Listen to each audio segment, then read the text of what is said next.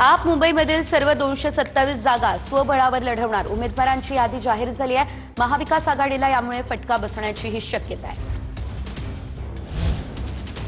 मुंबई पालिकेमध्ये 1.5 लाख दुबार मतदार असल्याची माहिती मिळतेय, तर यादी पडताळणीनंतर आकडेवारीमध्ये घट झाल्याचं समोर आलं। दुबार मतदारांकडून हमीपत्र लिहून घेण्याचं काम सध्या सुरू आहे।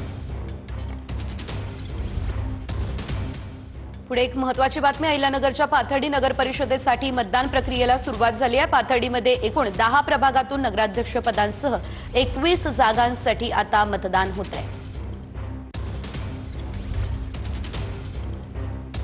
अहिल्यानगरला पाथर्डी नगर परिषदेसाठी आज मतदान प्रक्रिया पार पडत आहे। सकाळी 7 पासून सगळे कर्मचारी असतील किंवा हे सगळे उमेदवार असतील ते मतदान केंद्रावर दाखल झालेले आहेत। सुरुवातीला मत ईव्हीएम मशीन आहे, त्या ईव्हीएम मशीनची ट्रायल जी आहे ती सुरू आहे।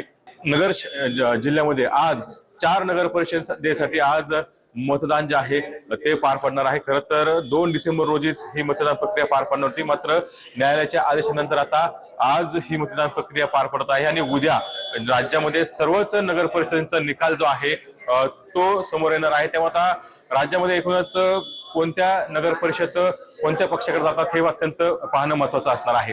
Camera Kunal Jaykar, T9 Marathi, Pathardi, Ahilyanagar. लोकसभा आणि विधानसभा निवडणुकीप्रमाणे बीएमसी निवडणुकीमध्ये ज्येष्ठ नागरिकांना घरातून मतदान करता येणार नाही। निवडणुकीसाठी अशी कोणतीच तरतूद नाही असं निवडणूक आयोगानं म्हटलंय। ज्येष्ठ नागरिकांना मतदानासाठी मतदान केंद्रावरच यावं लागेल। विशेष केसमध्ये व्हीलचेअर आणि इतर सामग्रीची व्यवस्था केली जाणार आहे।